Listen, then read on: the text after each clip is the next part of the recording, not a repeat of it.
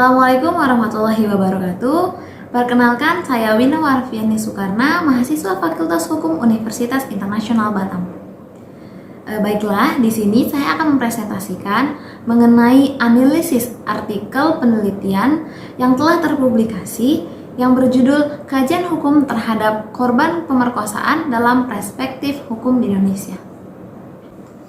Yang pertama ialah gambaran umum. Indonesia adalah negara yang berlandaskan hukum yang sesuai dengan pasal 1 ayat 3 Undang-Undang Dasar 1945, yang mana hukum adalah suatu aturan yang mengatur relasi antara orang dan masyarakat, yang bersifat mengatur dan memaksa agar orang menaati ketertiban di masyarakat. Salah satunya adalah pembentukan KUHP yang baru untuk menggantikan KUHP yang lama, yakni Sepeninggalan Bangsa Belanda, yang di dalamnya terdapat muatan hak-hak seseorang yang memiliki kasus pidana ternyata tidak diimbangi atas hak-hak yang dimiliki korban kejahatan yang ada di KUHP sekarang. Karena faktanya adanya suatu ketimpangan atas hak keduanya, yakni hak yang dimiliki pelaku kejahatan lebih diutamakan ketimbang hak pada korban kejahatan itu sendiri, yang mana kepentingan atau hak yang dimiliki oleh pihak si korban tidak dilindungi oleh hukum. Hukum berfungsi sebagai perlindungan atas kepentingan umum yang wajib dilaksanakan agar tercapainya pelaksanaan hukum yang normal, damai, dan tertib serta adil. Perlindungan hukum merupakan hal terpenting yang dimiliki dan memiliki pengaruh besar terhadap sistem keadilan didasari oleh ketentuan yang mana terdapat dalam pasal 1 ayat 3 UUD 1945. Sehingga segala aspek kehidupan harus berlandaskan hukum. Nah, salah satu tindak pidana yang banyak beredar di masyarakat, terutama di media massa, adalah tindak pidana kesusilaan, yakni berupa tindak pidana pemerkosaan. Kasus pemerkosaan sangat disoroti terkait dengan perasaan dan keadilan, yakni dari pihak si korban. Karena pada faktanya kasus kejahatan ini lebih banyak terjadi dari yang diutarakan di media massa. Dan yang melaporkan kepada pihak kepolisian adalah pihak korban. Karena umumnya tindak pidana pemerkosaan ini terbongkar ketika si korban mengalami tindak fisik yang tidak boleh dianggap sepele. Salah satu contohnya, setelah pendarahan di daerah kelamin si korban dan kemudian korban mengalami trauma fisik dan psikologis. Tindak pidana pemerkosaan adalah tindak kejahatan yang sangat perlu untuk diperhatikan. Di mana definisi tindak pidana pemerkosaan diatur dalam pasal 285 KUHP, yaitu barang siapa dengan kekerasan atau ancaman kekerasan memaksa perempuan yang bukan istrinya bersetubuh dengan dia dihukum karena memerkosa dengan hukuman penjara paling lama 12 tahun. Kasus pemerkosaan adalah kasus dengan tingkat penyelesaian yang sangat rumit. Di dalam proses penyelesaiannya pada tahap penyidikan, penuntutan, serta pada tahap pemberian putusan. Tingkat kesulitan dalam hal pembuktian pada kasus pemerkosaan maupun perbuatan cabul dikarenakan pada saat pemerkosaan dilakukan karena tanpa adanya saksi mata yang melihat kejadian tersebut. Dengan demikian mengharuskan korban untuk dimintai keterangan menjadi saksi serta menjadi korban, sekaligus untuk menceritakan kembali peristiwa pemerkosaan yang terjadi dan dialami si korban tersebut, sehingga membuat kejiwaan dan psikisnya semakin buruk. Serta karena adanya stigma masyarakat yang mencap buruk perempuan korban pemerkosaan dan juga ketidaksiapan mental si korban menerima anak hasil pemerkosaan. Maka dengan tidak segan si korban akan melakukan tindak aborsi, yang mana perbuatan aborsi ini terlarang terlepas dari adanya ataupun alasan apapun yang mendasarinya. Karena telah diatur dalam pasal 299, 346 hingga pasal 349. Namun adanya persyaratan yang ditentukan terkait bolehnya proses aborsi atau tidaknya dalam keadaan darurat medis. Sebagaimana diatur dalam Undang-Undang Nomor 36 Tahun 2019 tentang kesehatan. Yakni undang-undang juga memberikan perlindungan hukum kepada korban pemerkosaan dalam melakukan proses aborsi diiringi dengan beberapa persyaratan yang telah diatur di Undang-Undang Nomor 36 Tahun 2019. Nah, di samping itu, kepentingan kita kembali lagi ke konsep KUHP di mana memberikan perlindungan serta perhatian. Nah, itu tuh membuat wajibnya adanya penggantian pidana serta pentingnya suatu hukum memberikan perlindungan terhadap korban pemerkosaan. Demi terciptanya perlindungan hukum, penegakan hukum yang adil dan sempurna sehingga memberikan penegakan hukum bukan hanya sebatas menggiring pelakunya, namun juga memberikan perlindungan kepada si korban kejahatan itu sendiri. Nah, untuk itu dalam hal ini maka bagaimana hukum itu memberikan perlindungan kepada korban pemerkosaan di Indonesia, serta bagaimana hukum memberikan perlindungan kepada korban pemerkosaan yang melakukan tindak aborsi di Indonesia. Lebih jelasnya, yakni langsung saja kita ke pembahasan selanjutnya. Selanjutnya yakni pembahasan yang pertama, yakni bagaimana perlindungan hukum terhadap korban pemerkosaan.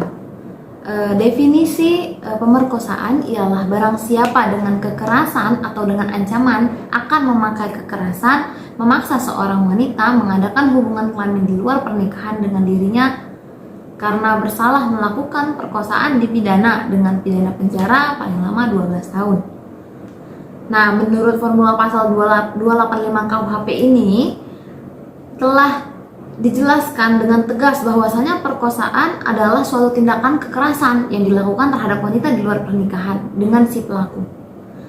Dengan demikian, untuk membuktikan hal tersebut terdapat unsur-unsur yang dimana sebagai berikut. Yang pertama, yakni adanya kekerasan atau ancaman kekerasan. Yang kedua, memaksa seorang wanita. Dan yang ketiga, bersetubuh di luar perkawinan dengan si pelaku. Dengan demikian, melihat banyaknya kasus kejahatan seksual yang terjadi pada perempuan, baik kekerasan di dalam rumah tangga maupun terhadap anak perempuan yang terjadi di Indonesia khususnya, sehingga perlunya perlindungan terhadap korban pemerkosaan, bukan hanya dengan memberikan hukuman pidana terhadap pelaku yang melakukannya saja berdasarkan pasal 285, melainkan negara diwajibkan untuk memberikan perlindungan yang sangat berpihak kepada kepentingan dan hak si korban, di mana ada beberapa perlindungan yang sangat perlu diberikan terhadap pihak korban, yang mana diatur dalam Undang-Undang Nomor 31 Tahun 2014 tentang perubahan atas Undang-Undang Nomor 13 Tahun 2006 tentang pelindungan saksi dan korban, serta Peraturan Pemerintah Nomor 35 Tahun 2020 tentang perubahan atas PP Nomor 7 Tahun 2018 tentang pemberian kompensasi, restitusi, dan bantuan kepada saksi dan korban yang terdiri dari kompensasi, yakni negara wajib memberikan kompensasi kepada pihak korban dikarenakan pelaku tidak mampu untuk memberikannya, sehingga korban merasakan mendapatkan keadilan, di mana negara harus mengutamakan kepentingan dan hak si korban. Nah, yang kedua yakni restitusi, di mana si pelaku ataupun pihak ketiga wajib memberikan ganti rugi karena kemampuannya yang tidak dianggap memberikan ganti rugi kepada si korban. Dengan demikian, pemerintahlah dapat memberikannya dalam bentuk uang ataupun apapun yang dianggap memenuhi hak-hak korban pemerkosaan tersebut. Nah, yang ketiga ini adalah yang paling penting, yakni bantuan medis rehabilitasi psikologi, di mana sangat diperlukan korban pemerkosaan maupun keluarganya demi mengembalikan kepercayaan dirinya akibat hilangnya kepercayaan dirinya tersebut, karena tindak pemerkosaan itu suatu kejahatan yang bisa menghancurkan psikis dan masa depan korban, agar ketika kembali ke masyarakat si korban dapat mampu kembali sedia kala seperti biasanya untuk beraktivitas demi kepentingannya. Selanjutnya pembahasan yang kedua, yakni bagaimana hukum memberikan perlindungan kepada korban pemerkosaan yang melakukan tindakan aborsi. Nah, untuk definisi aborsi atau abortus yakni berasal dari kata abortus yang berarti keguguran terhadap kandungan, sehingga aborsi ini merupakan suatu proses di mana berhentinya atau keluarnya janin yang berasal dari dalam rahim sebelum waktunya tiba. Dalam dunia kesehatan ataupun kedokteran ada dua jenis aborsi, yaitu aborsi spontan dan aborsi yang disengaja. Hal ini pun sangat bertentangan dengan ketentuan KUHP pasal 299, 346 hingga 349 KUHP. Karena aborsi termasuk dalam tindakan yang menghilangkan hak hidup si janin tersebut. Namun di samping itu, negara yang seharusnya memberikan perlindungan yang adil dengan memberikan persamaan yang hak dan kewajiban antara laki-laki dan perempuan malah memberikan hukuman kepada si korban, yakni apabila melakukan tindakan aborsi yang seakan-akan tidak memperdulikan kesehatan mental korban pemerkosaan, yang mana si korban melakukan tindakan aborsi disebabkan karena ketidakinginan untuk memiliki anak di luar nikah hasil tindakan pemerkosaan, karena kehamilan tersebut tidak dikehendaki, ditambah karena hancurnya kesehatan psikis dan mental si korban. Karena berdasarkan pasal 72 ayat 1 Undang-Undang 36 tahun 2009 tentang kesehatan menyebutkan yang pada intinya bahwa setiap orang berhak menjalani kehidupan reproduksi yang sehat, bebas, aman dari paksaan dan atau kekerasan dengan pasangan yang sah, di mana dalam hal ini termasuk dalam kasus pemerkosaan, yang seharusnya menjalani kehidupan reproduksi yang sehat berdasarkan pasal 72 tersebut.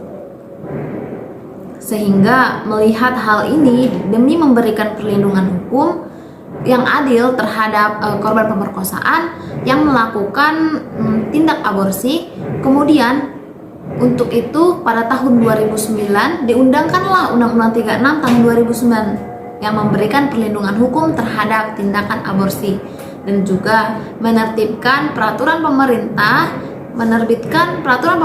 nomor 61 tahun 2014 tentang kesehatan reproduksi sebagai makna turunannya, di mana terkait aborsi dalam KUHP dengan Undang-Undang 36 tahun 2009 berlakunya asas lex specialis derogat lex generalis, di mana aturan aborsi yang ada di Undang-Undang 36 tahun 2009 mengenyampingkan aturan aborsi yang ada di KUHP, di mana perlindungan hukum terkait aborsi yang ada di Undang-Undang 36 tahun 2009 terdapat di dalam pasal 75 ayat 2 Undang-Undang 36 tahun 2009, yang mana isinya larangan sebagai dimana dimaksud pada ayat 1 dapat dikecualikan berdasarkan huruf B, yakni berbunyi kehamilan akibat pemerkosaan yang dapat menyebabkan trauma psikologis bagi korban pemerkosaan, di mana pasal tersebut menyiratkan bahwa Undang-Undang 36 tahun 2009 telah memberikan suatu perlindungan hukum yang tetap terhadap korban pemerkosaan yang melakukan tindakan